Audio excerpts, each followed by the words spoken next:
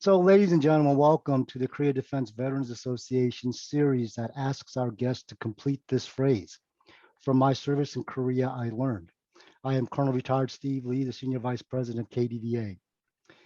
Before we go into our interview with Brigadier General Kevin Admiral, Army Director of Force Management, I'd like to give you some background about this series. In February 2021, the U.S. Army announced its 1 and 2 star assignments. There were 52 generals on that list. General Vincent Brooks, the KDVA chairman and president and former UNC, CFC, USFK commander in Korea, saw the list and recognized that several of these senior leaders had served in Korea.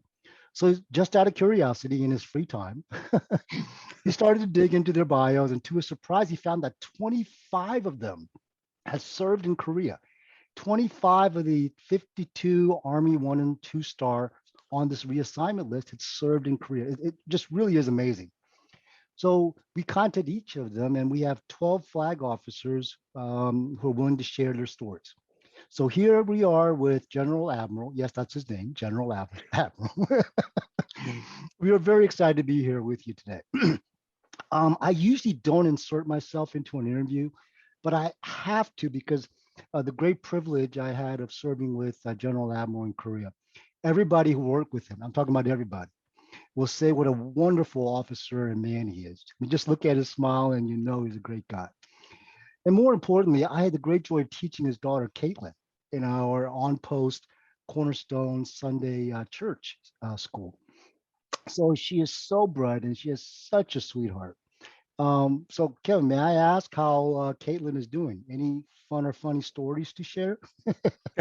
Well, Steve, thanks for inviting me to do this, and thanks for asking about Caitlin. So she, since we left Korea, she's gone through middle school. She just graduated 2 weeks ago, and throughout middle school, she was on the honor roll the whole time, and very active Great. in various sports. And particularly, she's kind of narrowed down and she wants to focus on swimming. And so, in our last two assignments, and now she's on the swim team, and she wants to continue to do that. And nice thing is, the swim coach for this summer will be the high school swim coach for the high school she's going to. So hopefully, she makes the team. The other thing, she wanted to play the saxophone. I played the saxophone in middle school, and so she wanted to play the saxophone. But when she started back in fifth grade, she couldn't form her mouth the right way. So the band teacher said, "Hey, what about the trombone?" And so ever since then, she's been playing the trombone. And a couple of weeks ago, she found out that she was accepted into the advanced band and the marching band for Washington and Liberty High School starting in the fall. So very excited for her for that, and excited for her to go to high school. And she's excited too. I was surprised how excited she was about finishing up middle school and heading off to high school this fall. Well, wonderful. And I'm glad we had an opportunity to embarrass her here on this. No one's going to be watching. I'm saying Yeah. that. No, but I have no doubt that she's going to grow up to impact many lives, including mine. She's already done that. Okay, sir. So we start our interview in this program by asking our guests our simple question, and you answer. From my service in Korea, I learned, sir.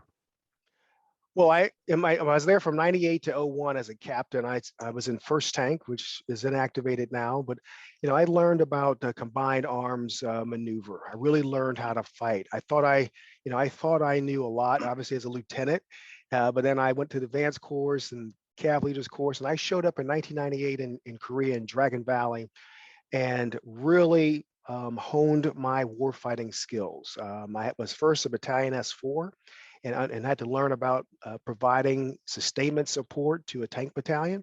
And then the challenge was, as everybody knew then, Korea was a 1-year rotation. And so you constantly had turnover in all of the various units. And so as you had SOPs established, you had to train people all the time on how do you do your job. And so first was learning about sustainment for a tank battalion in Korea.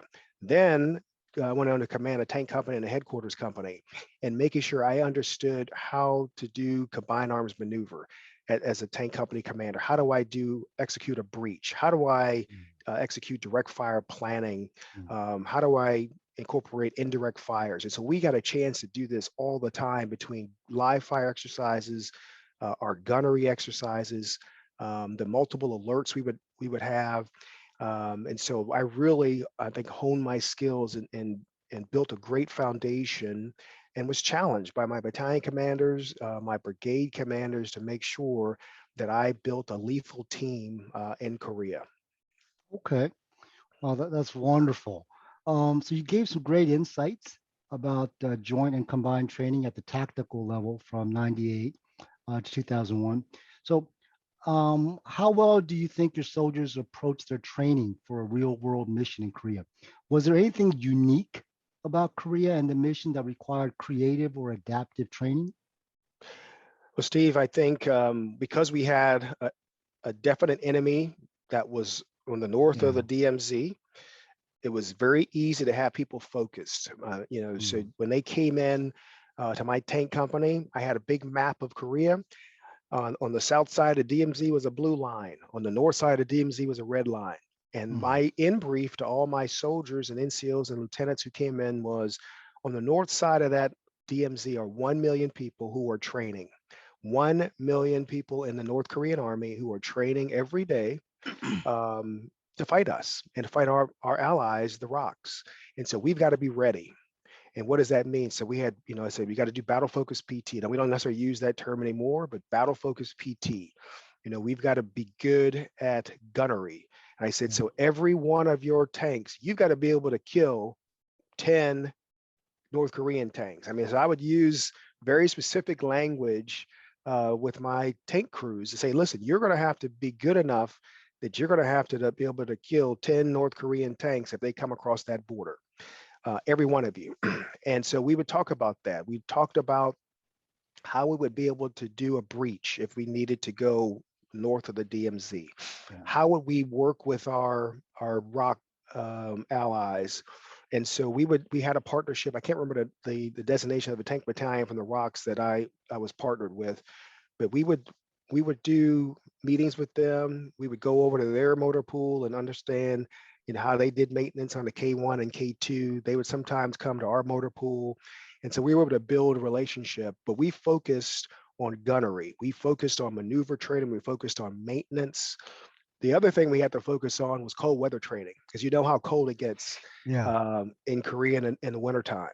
And so you have people who come in to Korea for the first time from Mississippi or Louisiana or Florida, and they're not used to operating at 20 below.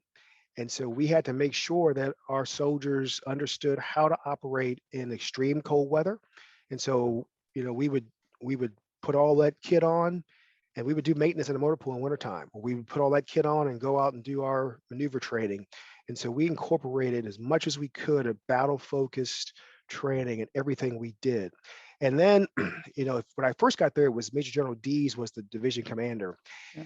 And we would do alerts, but our alerts would go for about 4 hours or so. Then they would end, right? We'd load everything up, and then we would stop. We never rolled out.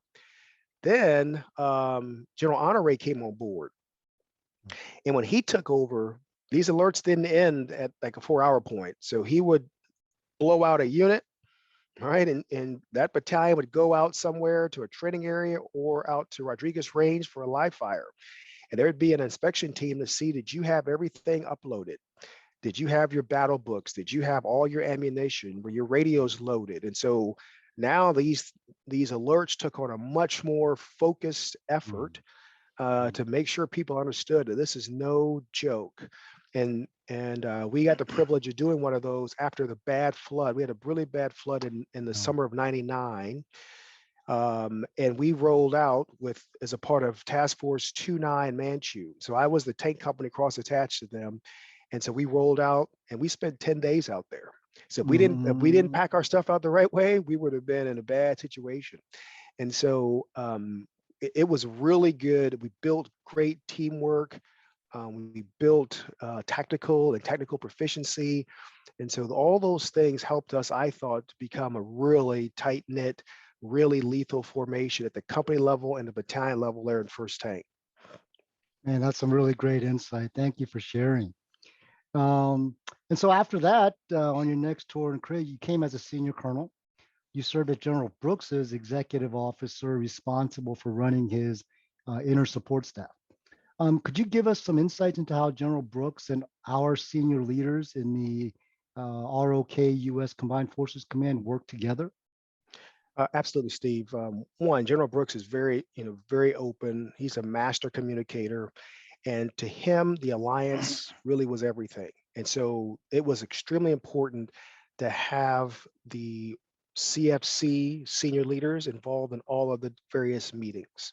It was important to General Brooks to make sure, again, that as we did plans, as we did any kind of meeting, that the rocks were always a part of that and not an afterthought. Again, the alliance was first Mhm, um, in his mind, and mhm, making sure that we understood that the rocks were an ally, right? mhm. And the reason why I say that is because our experience over the past 2 decades was in Iraq and Afghanistan as far as war, right? Mm, And we thought about our partners.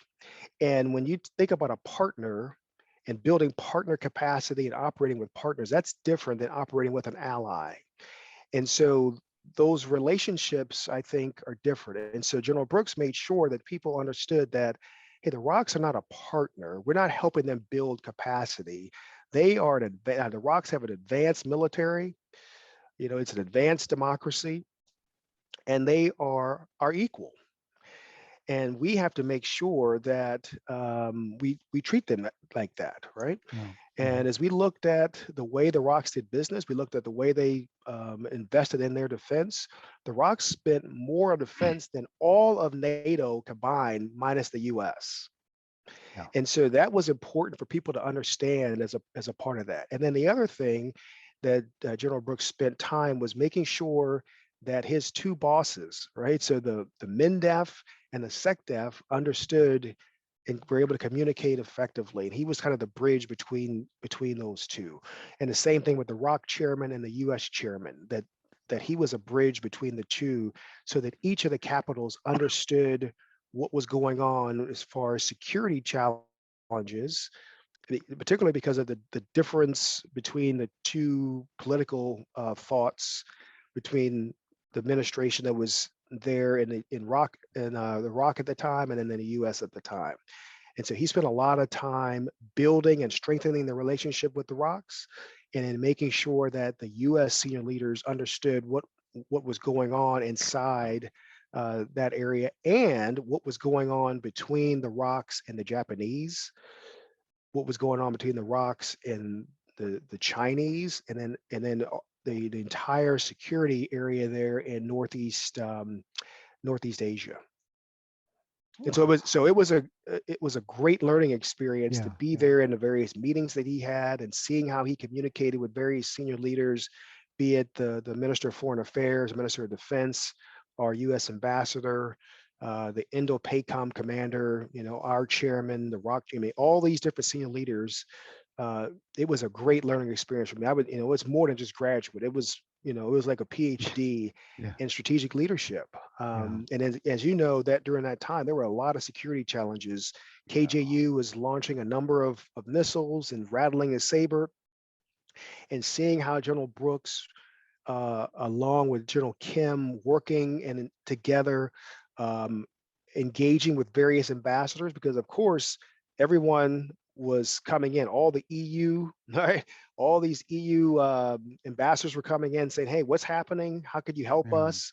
The contributing nation ambassadors were coming in.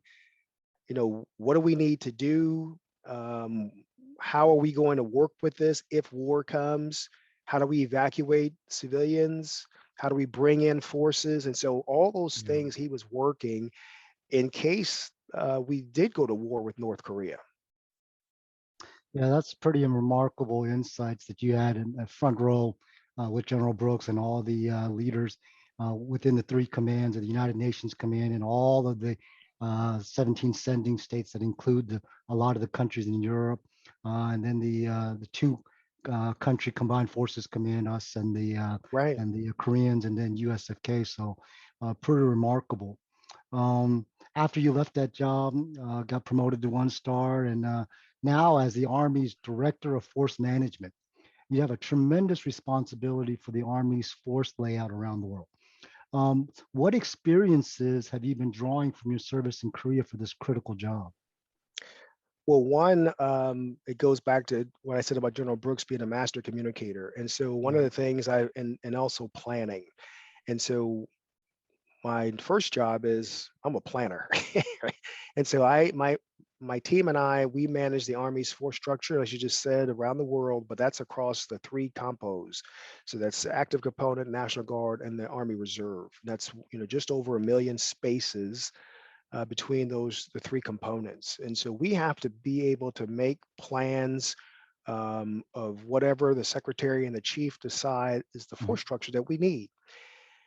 And what do I learn from Korea? Again, it was the ability to communicate. And so being able to communicate clearly with the Secretary of the Army Ah, and the Chief of Staff of the Army on force structure options and making sure that we don't just have a bunch of Army jargon and Army acronyms.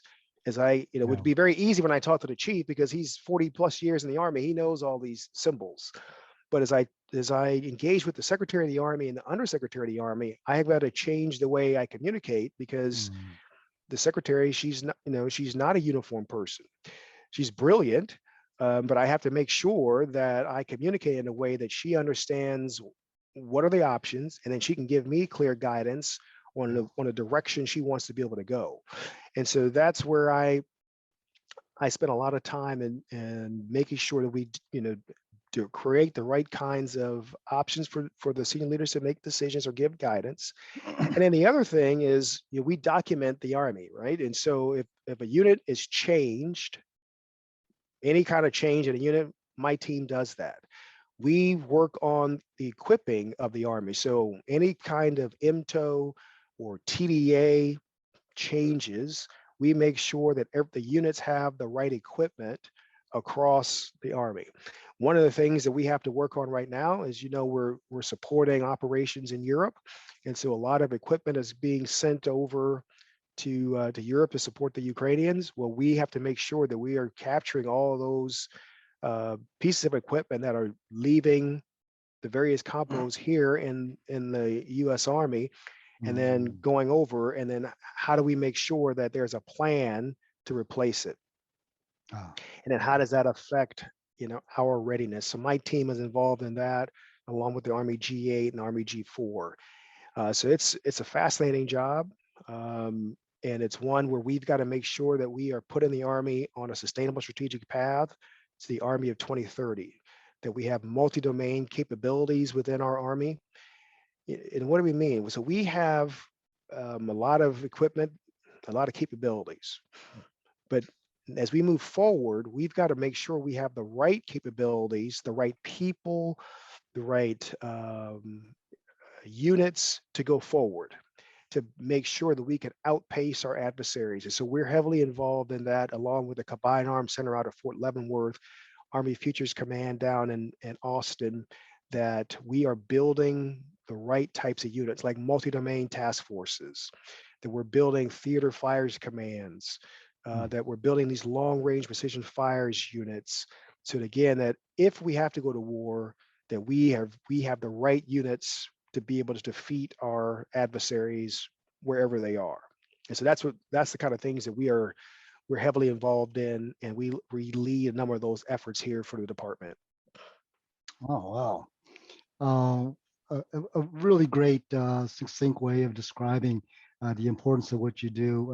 As we talked earlier, I was fortunate to serve on the Army staff on the strategic and plans side of it, and we worked very closely with your predecessor in force management. So, just I'm just glad that you were able to share your insights about the Army staff and specifically force management. Um, so you talked a lot about the importance of strategic communications and the impact of good communications, especially on Korea issues.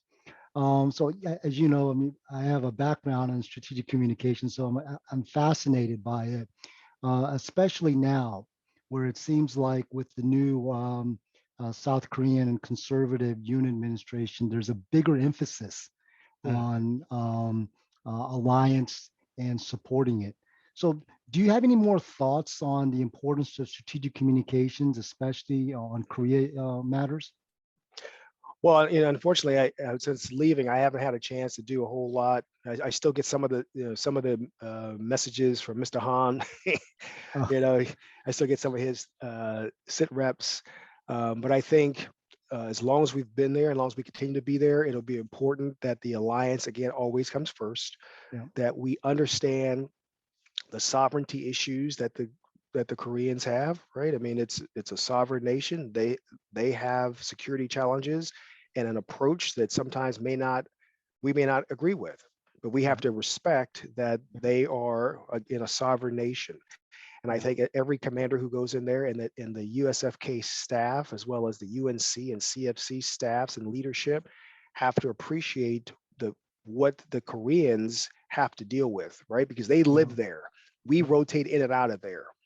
And so when we don't understand that, I think that undermines that can undermine the alliance, and it yeah, could call into question our commitment. And so I think we always have to make sure that we appreciate the challenges that they face, because again, they live there. And if something were to happen on the Korean Peninsula, that would be devastating for the people of South Korea. yeah, And if a nuclear weapon went off in South Korea, that would be devastating. yeah, If a nuclear weapon from North Korea went off here, devastating, but it wouldn't destroy our entire country, right? We have a much larger country than South Korea. And so I think we've got to make sure we understand the unique challenges that South Korea faces with North Korea and their unpredictability. yeah, And so I think that that piece of the communication, the understanding of the challenges that they face, the fact that just like we have changing philosophies between the different administrations that come into the U.S., well, guess what? The Rocks have the same thing. And yeah, sometimes you may have a conservative party that is in power. Sometimes you may have a liberal party that comes in, and they're going to have different philosophies on the approach to security challenges, just like we have here in the US. And so every commander that goes over there and the support staff that supports that commander has to have that appreciation going forward. okay. Well, wonderful. I tell you, this was for me just a true joy.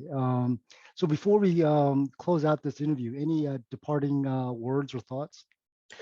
Well, Steve, I always tell people that a service in Korea is professionally and personally rewarding.